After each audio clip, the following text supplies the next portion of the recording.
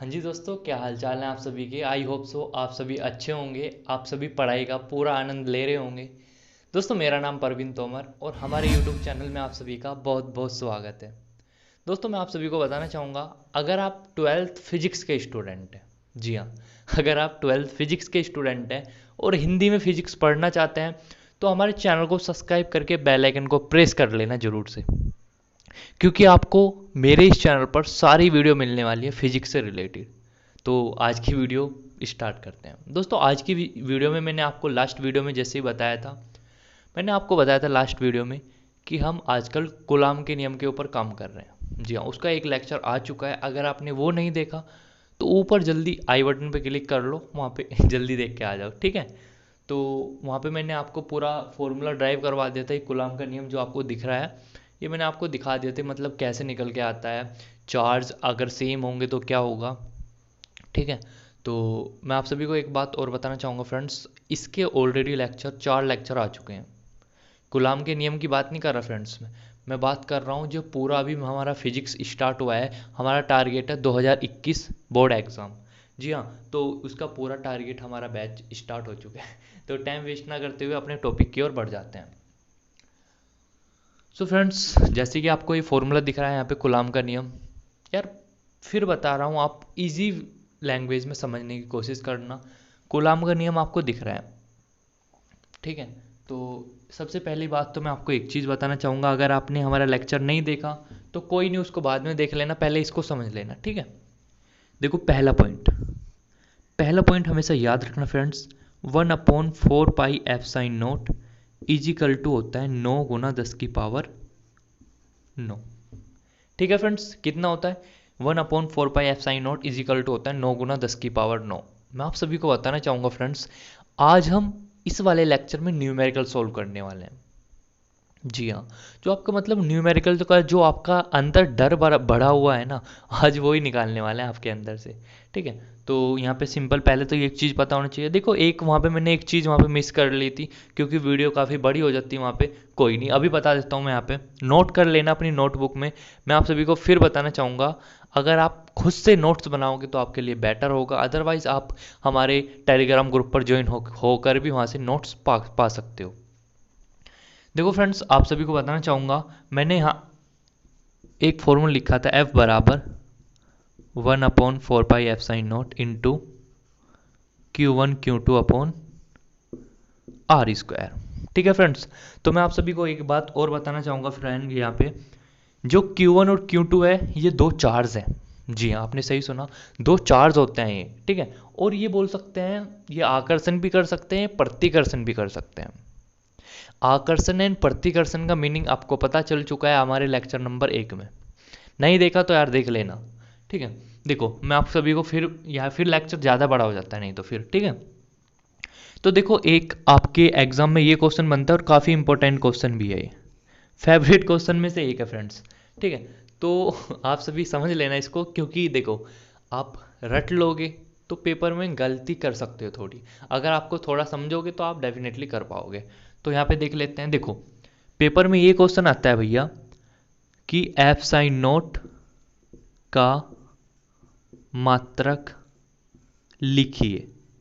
जी हाँ फ्रेंड्स, आप सभी को एक बात और बताना चाहूँगा, वहाँ पे 3 से 4 ऑप्शन भी आपको मिलते हैं, ठीक है। तो आपको मैंने कभी कभी तो यार ये भी देखा है, कभी तो ये ऑप्शन में आ जाता है ये क्वेश्चन, और कभी कभी डायरेक्ट भी आ जाता है। तो आपको निकालना आना चाहिए सिंपल, क्योंकि मैं आप सभी से फिर बता रहा हूँ, जितने भी मैं आपको कराता जा रहा हूँ उसको पहले तो आप नोटबुक में नोट करते हुए चलना, ठीक है। तो देख लेते हैं यहाँ पे f sin नोट का मात्रक निकालिए। देखो फ्रेंड्स, f sin नोट होता है ये वाली चीज़, ठीक है। और इसको हिंदी में जैसे हम बोलते हैं, इसको बोलते हैं फ्रेंड्स, हम बोल सकते हैं निर्वात की विद्युतशीलता, ठीक है, ठीक है। अब ये यहाँ पे, अब तुम ये दिमाग में आ रहा होगा, सर निर्वात की विद्युतशीलता क्यों बोलते हैं। देखो, अभी हम एक टर्म पढ़ने वाले हैं, नेक्स्ट लेक्चर में आ सकता है वो हमारी चीज़ की पराविद्युतांक के बारे में, ठीक है। पराविद्युतांक कितना होता है ये आपको नेक्स्ट लेक्चर में पढ़ने को मिलेगा, फिर भी मैं आपको यहाँ पे समझा दे रहा हूँ इसका मीनिंग क्या होता है फ्रेंड्स, ठीक है। देखो, मैं फिर बता रहा हूँ आपको, मैं एक्स्ट्रा चीज़ भी कराता हुआ चल रहा हूँ साथ के साथ। इस वजह से आपको थोड़ा बोर फील हो सकता है, पर अगर आप धीरे से समझोगे तो आप समझ में आ जाएगा। देखो, अगर सर यहाँ पे नोट आ रहा है ना, मतलब यहाँ पे जीरो आ रही है, तो उसको बोल लेंगे माध्यम, नहीं सॉरी, निर्वात या वायु की विद्युशीलता।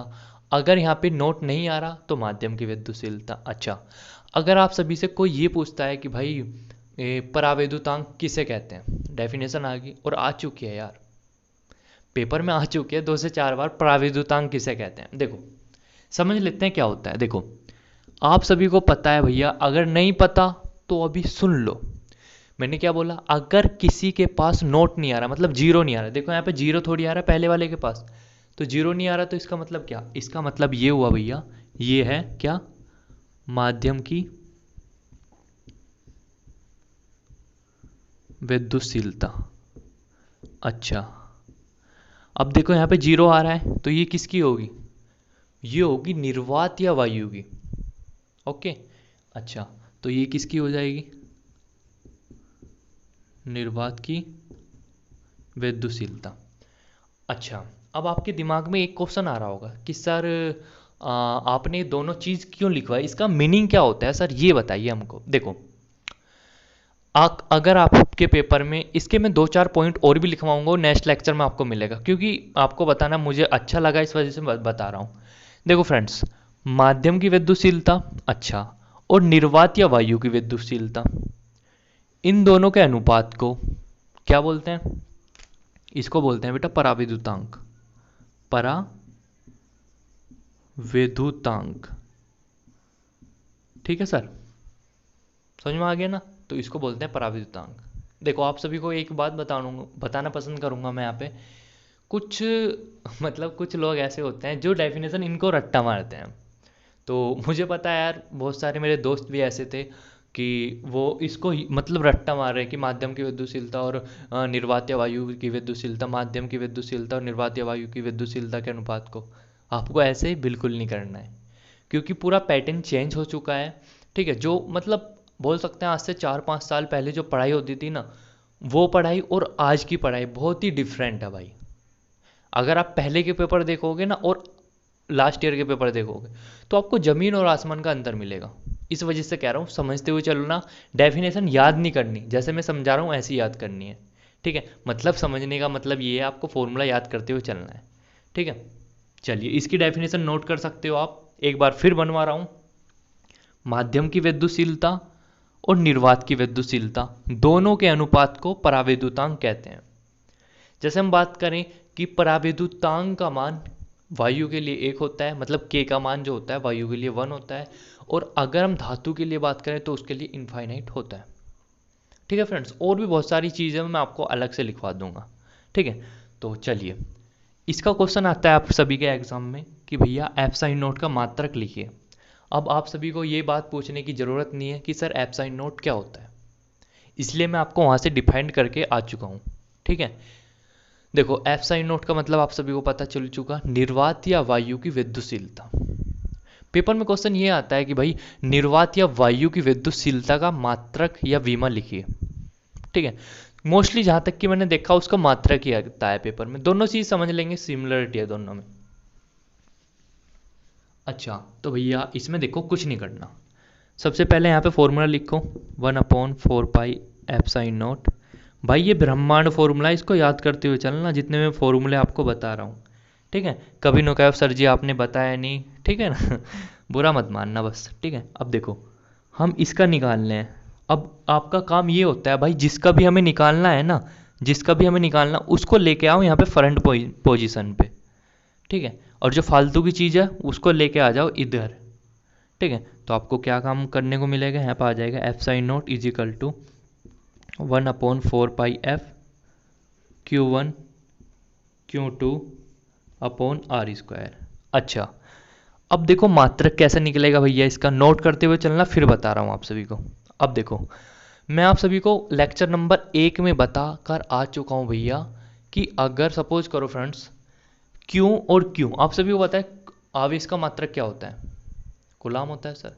आप सभी को ये भी पता है आवेश को किस चीज़ से रिप्रेजेंट करते हैं, सर क्यों से रिप्रेजेंट करते हैं, बिल्कुल अच्छी बात है। चलिए अब आप यहाँ पे देख पा रहे हैं फ्रेंड्स कि यहाँ पे एक तो Q1 ये रहा, एक Q2 ये रहा, मतलब दो आवेश की बात हो रही है यहाँ पे, दो की बात हो रही, तो मतलब दो की बात हो रही, तो इसका मतलब क्या, दो कुलाम आएंगे, मतलब कुलाम इंटू दूसरा कुलाम, तो इसका मतलब कितना हो जाएगा, यहाँ पे लिख सकते हैं हिंदी में, कुलाम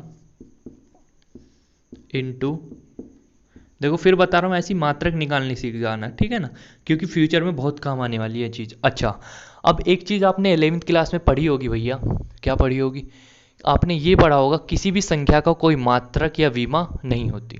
अच्छा, अब आपने ये भी पढ़ा होगा कि भैया पाई का मान 22/7 होता है या 3.14 होता है।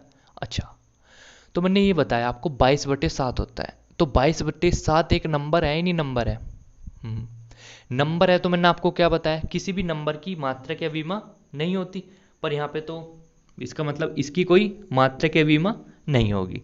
अच्छा, F मैं आपको बताकर आ चुका हूँ, बल का मात्रक क्या होता है पता है ना, न्यूटन होता है, इसका मतलब इसका मात्रक लिख लो यहाँ पे न्यूटन। सही है सर, बहुत बढ़िया। अच्छा, अब आपको एक चीज़ मैं बताकर आ चुका अपने लेक्चर नंबर, मतलब पता होगा सिंपल, कि दूरी का मात्रक क्या होता है, दूरी का मात्रक होता है मीटर, पर यहाँ पे देखो स्क्वायर आ रहा, तो इसका मतलब क्या, मीटर स्क्वायर हो जाएगा। अब इन सबको एक साथ कैलकुलेट कर लेना, ये हो जाएगा कुलाम